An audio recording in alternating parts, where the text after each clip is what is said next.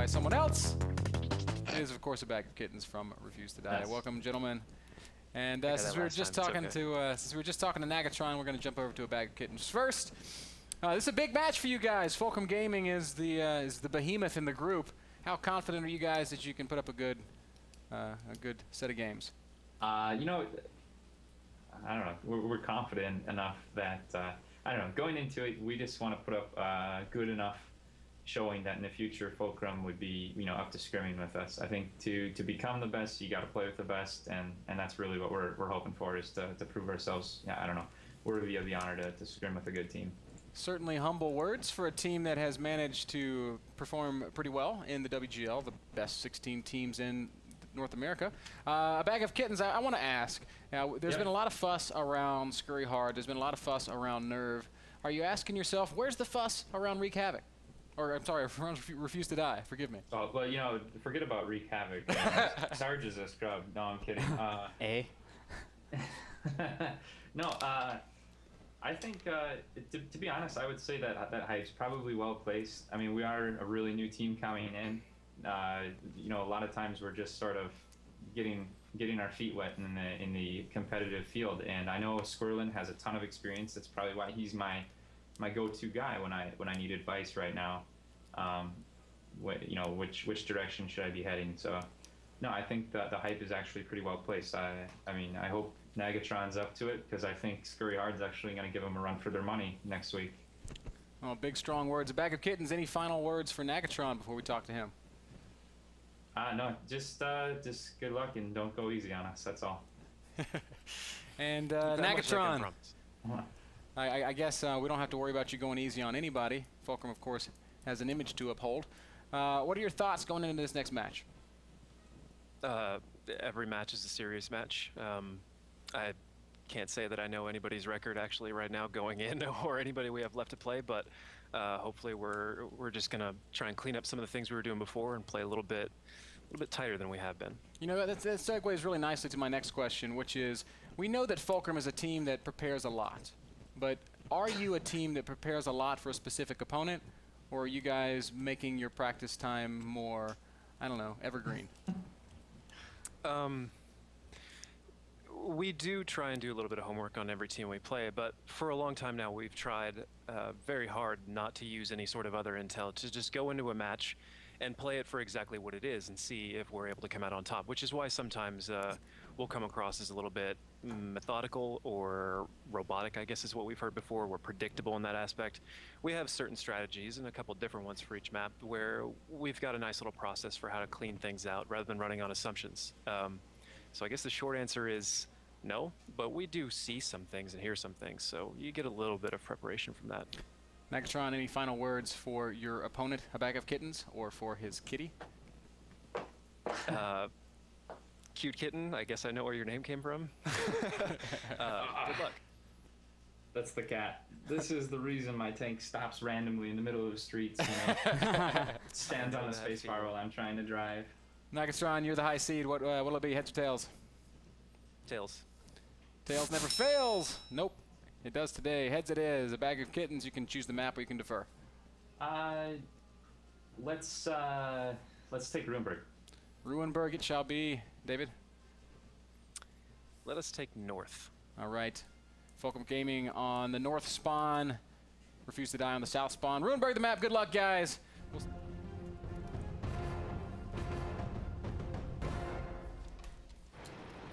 And here we go.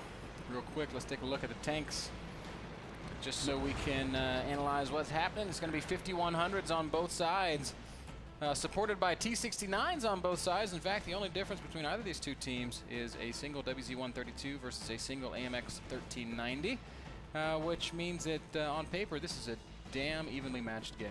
I would say so. It's just a choice of consistent fire for one team as their scout against a burst fire scout for the other. So it's just, this really is going to come down to the great positional play of either team, and just probably a very brief engagement followed up by whatever cleanup by the winner.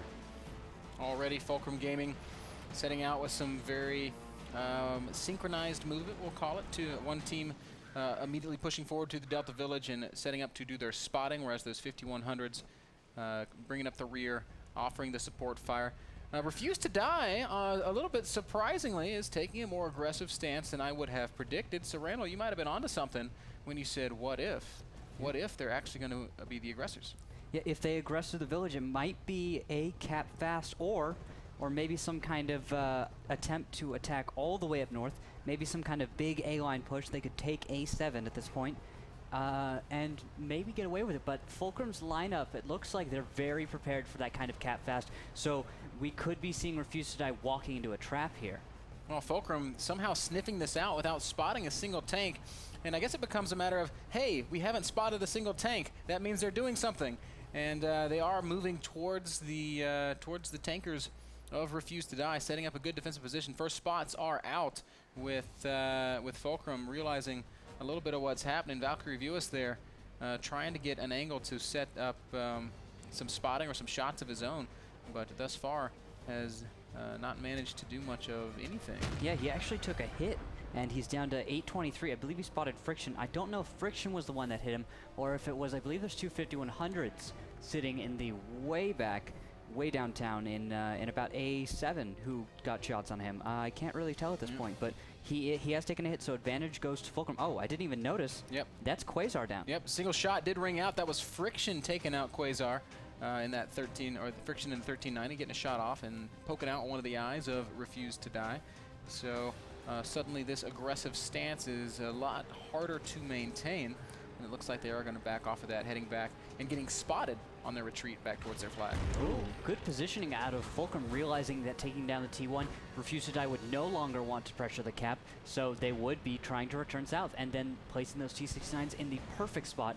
They have great 400-meter view range, so they see just far enough down that road as they crossed.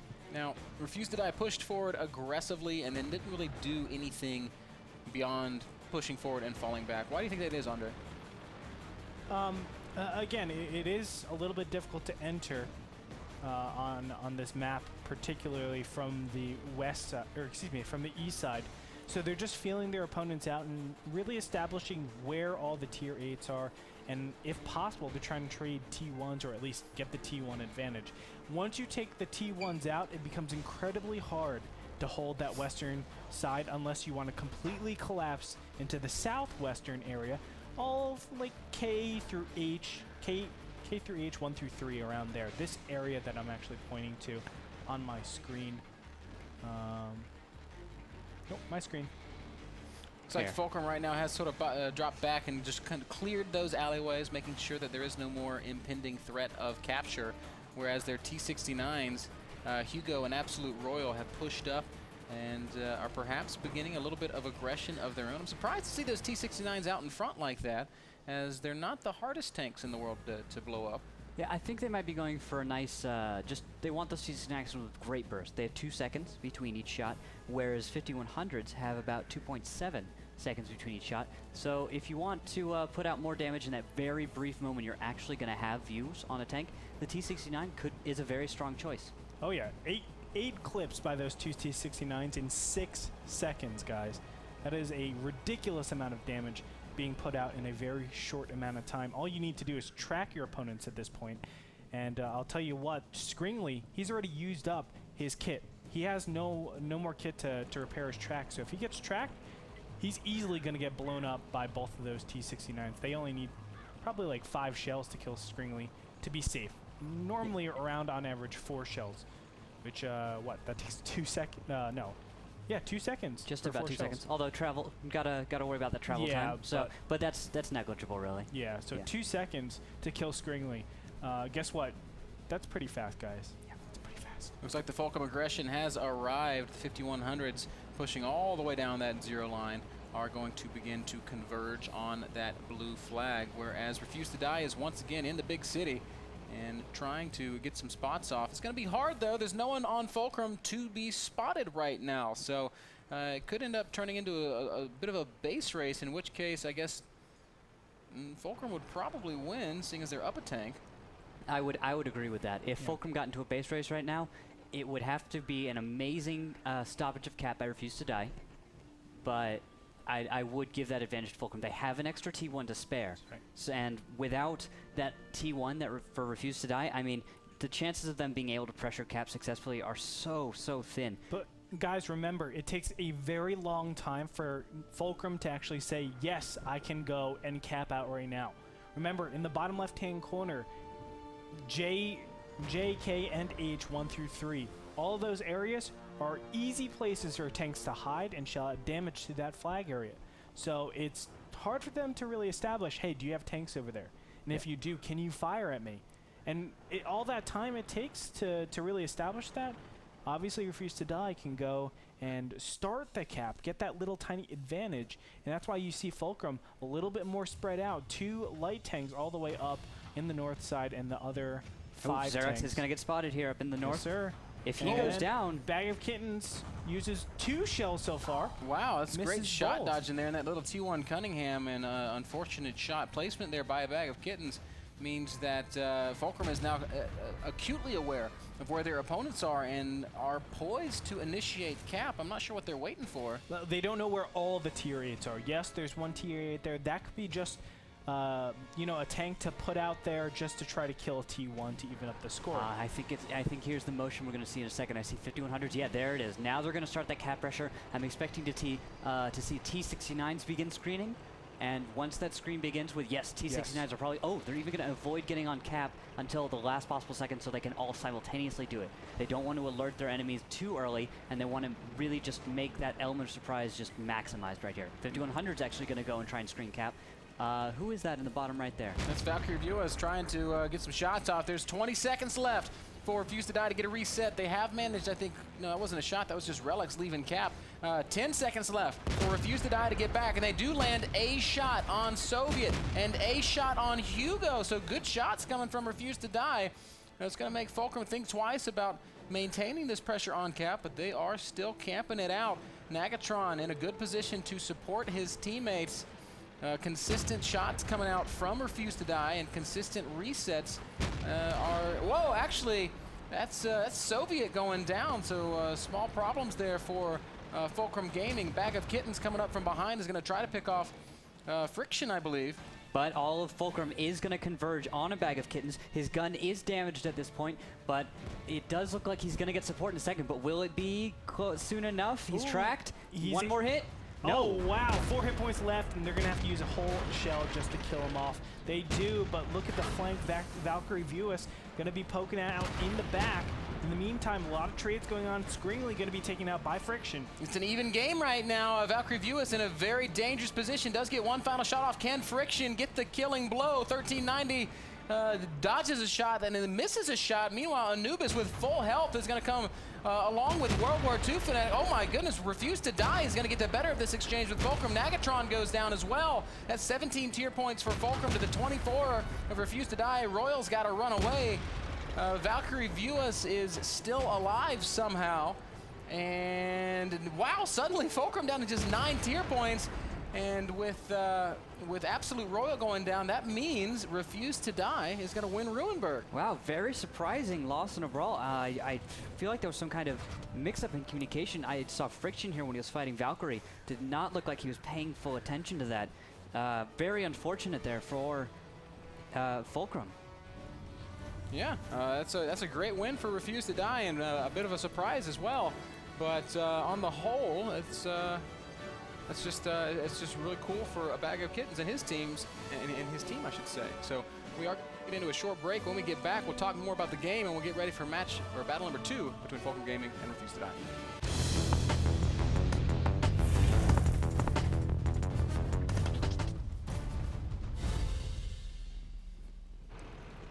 And here we go again as we take a look at the tanks, and we're seeing a little bit of interesting selection here out of Refuse to Die, bringing out that big KV5 that I know Randall likes so much. Yeah, I think it's a great tank, and it has the potential to be used so well, but we haven't seen a huge amount of success. And Refuse to Die does love their KV5. World War II Fanatic's been playing this quite a bit, and I think it might just be one of those personal preference things. Yeah, as we hear our first shots ringing out. No damage being taken just yet, though. We see spots going down. Whoa, big shot from Friction, takes out Quasar. How do you say that? Quasar? Quasar. I like that, Quasiar. The Q is silent, guys. It's Waziar. Well, he goes down once again, and maybe that'll turn out to be a refuse to die Mac attack, as it worked out okay for him on Ruinberg. Well, too bad as I think a bag of kittens is calling the match, and he is in a T69, which actually I believe Nagatron's in a T69, so both field commanders will be in T69s. This is par for the course for Nagatron. He's always in the autoloader. Last game he was in the AMX 5100. I'm used to seeing him in the T69. But regardless, that's a great pick-off, poking out one of the eyes of Refuse to Die in that Waziar assassination. Yeah, and I believe we're actually seeing a very cool layout from Fulcrum. This is what I'd say a very typical. It's the 3-2-2? Yeah, pretty much. It's like a soccer formation? Yeah, exactly. Everyone is just very, very prepped for any angle of attack. And it's just, I do love this formation, and we've seen many teams play it. There's one part that I'm not as fond of, though. And if we do get to take a look at it, I believe it's a T69 in about H4, behind one of the rocks. And you see here on the mini map, there's H5. We see. I don't know which T69 is, but I've never been fond of that position. Although, ooh, it does look like Refuse to Die is going to try and do something maybe in the east, or are they? No, they're not going to push someone up. That's never mind. It's World War II Fnatic in his KV5 who will, I believe, be leading any charge for. Now we have on screen that T69. I'm not as fond of this position. And the reason is because I feel like a little further back in about K4-5, the angles of fire are safer and more complete. So that's the part I don't quite agree with that strategy. But it might not come into a huge effect here because Refuse to Die is doing something in the east here. Probably going to try and take out a T1, I'd say. Yep, they are continuing to swing around further and further east, trying to get some vision or some big spots. That big KV5.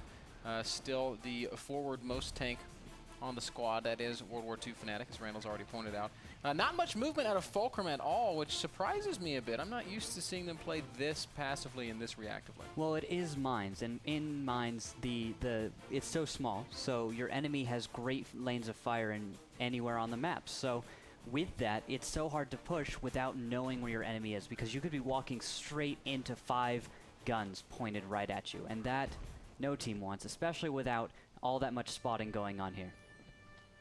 I think it kills Soviet a little bit inside, though, to play like this, knowing that he's playing exactly like how Relics used to play. Oh, no, just burns.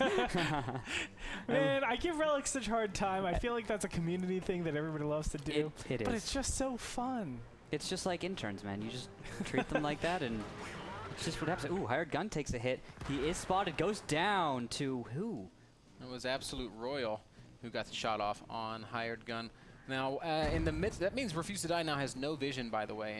In the midst of that, we see a little bit of movement out of Fulcrum. They are going to push up from that island over to the lighthouse, advancing their positions ever so slightly, and in an attempt to just take a little bit of map control. They've been so passive, and they've sat back so much. And with this forward movement over around the lighthouse, Fulcrum has to realize, okay, Refuse to Die must be on the eastern part of the map. It's possible, and I do see pinging going out. I think, you know, one of the big things, you see that T1 so far up on the east side, you say, what are they up to? They're capable of being on the east side. Let's go ahead and try to verify some things. And what they're going to try to do at this point, I think, is really utilize the power of Sixth Sense. And they're actually going to do that by moving up a T1 here. I believe I see Fulcrum moving up one of their T1s under the cover of Friction, probably in the 1390. Valkyrie Vewas is the one to spot this T1 as he goes, but he's shifting position here. I wonder if he'll get spotted out.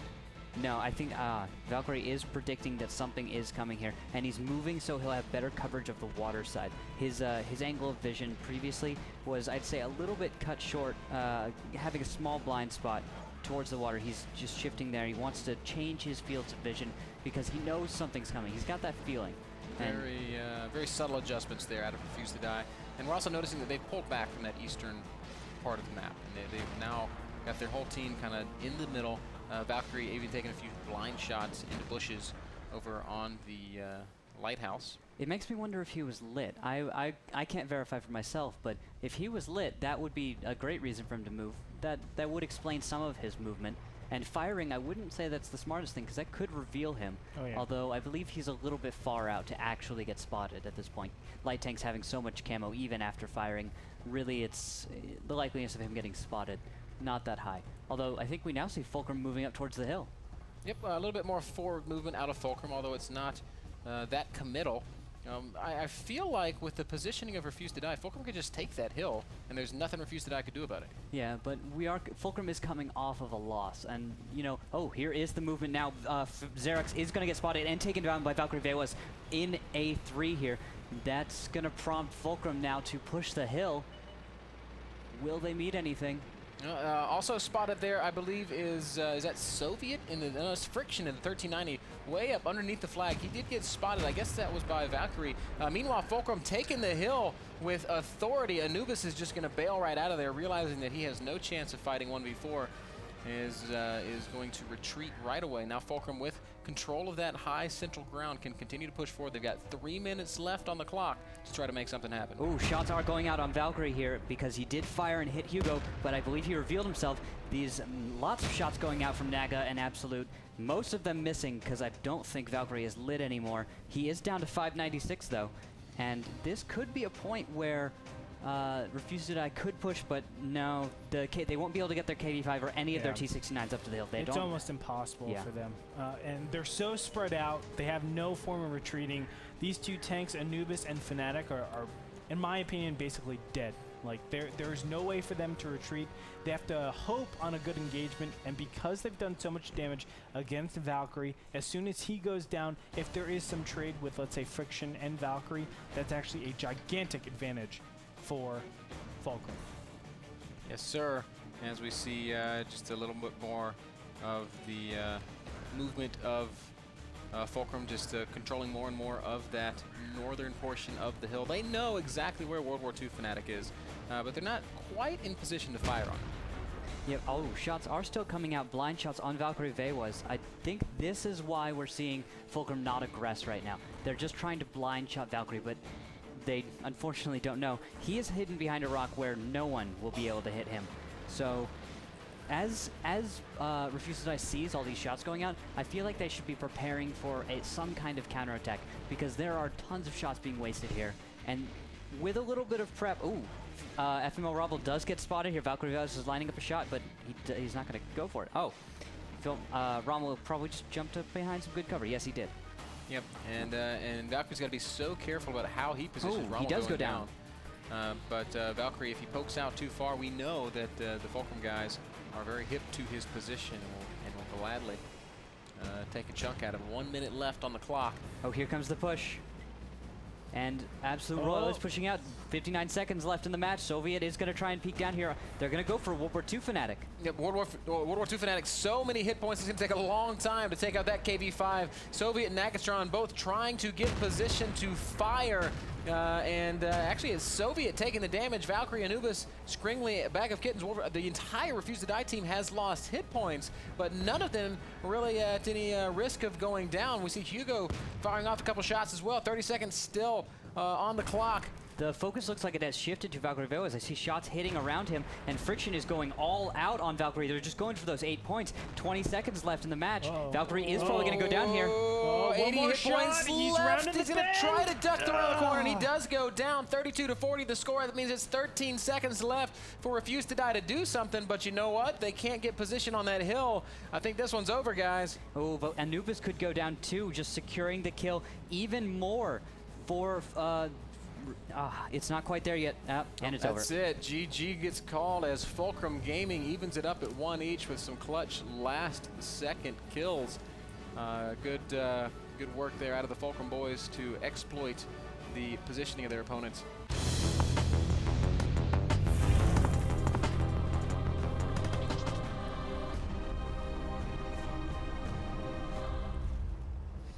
And here we go. Fulcrum turned a lot of heads the other day when they charged right across the middle on Himmelsdorf. It looks like they're not doing that this time, as they have split up their squad a little bit. Let's take a quick look at the tanks.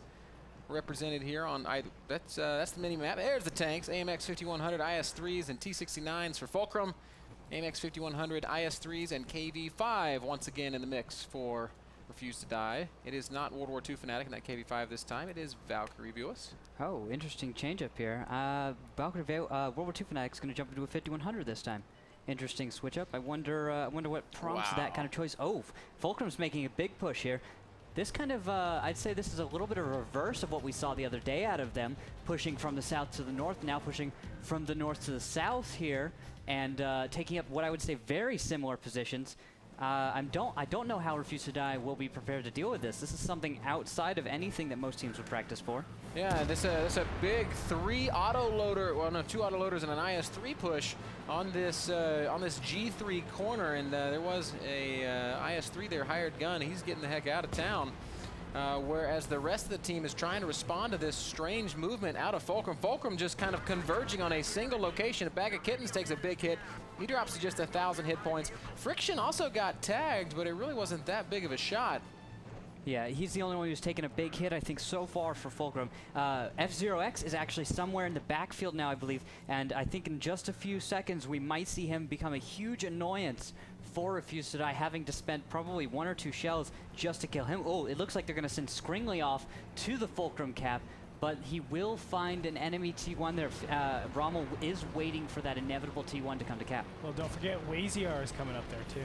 Oh. So it will be a 2v1 with the T1s from Refuse to Die against a single Fulcrum T1. Here comes Fulcrum once again, moving on that flag. Hugo Maximus leads the charge, takes a big hit from multiple tankers. Absolute Royal is going to poke around the corner as well. Man, Fulcrum bringing 4 guns to fire on that KV5. Valkyrie Veil is going to go right down. Well, we'll go right down when he gets hit one more time. Maybe they're just going to ram him. Nope, he does go ahead and fall. Nagatron, 1,500 hit points. He's going to come forward and lead the charge for a little while as he has the most health left over. Hugo needs to back up. He's down to just 200 hit points. Now it's Soviet who's going to jump out front. That is great health pool sharing there by Fulcrum. Ooh, but Bag of Kittens and Anubis are in the back here, so they're just going to drill shots in the back of Nagatron. Oh, he's down to 204, and I believe he's going to escape. Anubis probably not loaded right now. He's just going to chase. Oh, he gives it up very smartly. Absolute Royal and Soviet will be loaded very shortly. Now, while this was happening, we had T1 action on the Fulcrum side of the map, and Rommel did a fantastic job of getting his most important kill. Yep, Scringly went down, and Quasiar is at 31 hit points right now, but he is capping. Rommel is at full health. Ooh, one more good hit, and there he goes. Clutch play out of Rommel. That means all that remains 2 tier 8s for Refuse to Die, and Fulcrum Gaming with 3 still alive. Nagatron and Absolute Royal are both pretty banged up, but Soviet has all of his health and all of his bullets and is just looking to pick a fight. Ooh, Soviet does take put a good hit on Anubis, who is not prepared for him to come around. Blue base under attack. Soviet is capping here. A Bag of Kittens is reloaded along with his battle buddy Anubis. The damage output from these 5100s, if they can get it done right, could bring this match back. There is enough damage in the clip, but with Soviet, Nagatron, and Absolute Royal all getting shots off. Wow, great positioning and a great shot as well from Refuse to Die to take out Nagatron. But at the end of the day, Soviet has still not been scratched, and Anubis down to just 695 hit points, 455 hit points, 211 hit points. Anubis is about to go down. Xerox actually wants to be the guy to get the kill, and this is not something you see every day. A 5100 running away from a T1 Cunningham. And he just doesn't have shells. All he can do is say, please don't shoot me.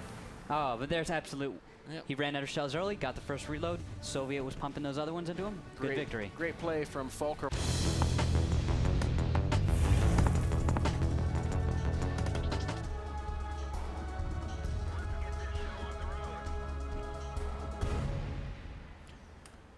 A quick look at the tanks being packed. Can you pack a tank? You would need a very large suitcase to pack a tank. Well, or a very small tank. They do make those. The second one happens. The first one, not so much. Fulcrum Gaming in T69s and 1390s. Refuse to Die in 5100s and T69s. The theme is autoloader. The difference is hit points. Why is a 5100 so hard to kill for a 1390 Randall? It's actually not that hard. Hit points, Randall. Hit points. It isn't a problem with hit points. A 1390 can finish off a 5100 if he's very good. I have to say, it's just 5100 does hit a little bit harder, a little bit. Well, 5100 can kill an AMX 1390 with their first clip. Big push down the. And I understood you, Ben. The westernmost part of the one line. As poor Randall has missed our joke. I got filled in on it once. He's got 4 guys laughing around him, and he's so confused. It's okay, Randall. I'm not used to the situation. It's Refuse to Die who's decided to kind of control the western part of the map here. Fulcrum is sending 3 tanks through the center, and they can threaten cap like this, but first they're going to have to deal with that T1 spotter in that oh-so-annoying spot in B8. Hasn't been seen yet, but that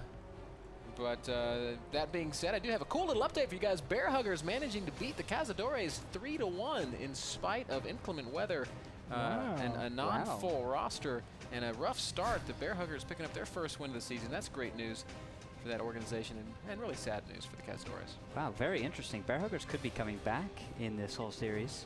Not really impossible. It's still a little bit unlikely, but they played all the top dogs first, man, so we'll see. We will see. That T1 Cunningham finally has been spotted and shut down. Means Fulcrum is in a position to try and push on this blue flag. Refuse to Die, however, is controlling that high ground. And Randall, you've talked before about how that high ground makes it very hard to cap the north flag. Yeah, if we're jumping on my screen in just a second here, you can see how the T69s have great cover fire on their cap. There's only one rock that is in their way, and even so, that rock does not give absolute cover from every angle. If Quasar over where he is, if Scringley were to just mosey on over there, you'd see him have great shots, and then Valkyrie was crossfire, you'd have just great fire, and you can't cap against that kind of positioning. It's just too strong, and it works the same way from both sides of the map. Fulcrum has done a phenomenal job of slicing this map in thirds and eliminating 2/3 of the map from the possibilities in terms of where Refuse to Die actually is. So they're now going to bring up the rest of their squad, knowing that that Refuse to Die has to be inside of that 3 line, and knowing that they're so poised to make a move on the flag that any kind of counter aggression for Refuse to Die would just fall flat. So I love the map control that we're seeing out of Fulcrum, very high level, in my opinion. Yeah.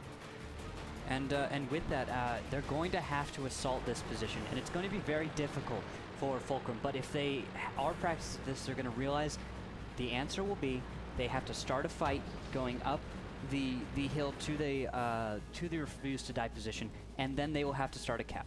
The chances are, when they begin this engagement, they will not come out on top. It is very difficult to assault this position, especially when Refuse to Die catches on and then gets all guns on position. So the cap will be where Fulcrum will win this battle if they begin that assault.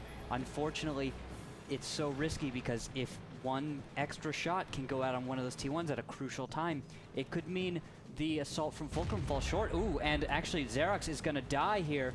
Very unfortunate for Fulcrum. This makes it even harder now for them to begin any kind of cap pressure. Only one tank is going to be able to sit on cap while the rest begin their assault, unless they decide to leave a T8 on cap, which could, you know, just, I don't know if that would work for them. Oh, look at this though, Randall. We've got a big push from Refuse to Die. They've left 3 tanks behind, and I'm a little curious here because now if Fulcrum picks a fight, they have Refuse to Die incredibly outgunned, and they're in a far better position to cap. That said, if Refuse to Die manages to get to the flag before Fulcrum can initiate any sort of an action, then we have a crazy game. Hard to say exactly how this is going to play out, but it looks like Fulcrum is going to go ahead and start the aggression. Rommel moves onto the flag and starts the cap. He's going to try and position himself in such a way that he does not get blasted from that high ground.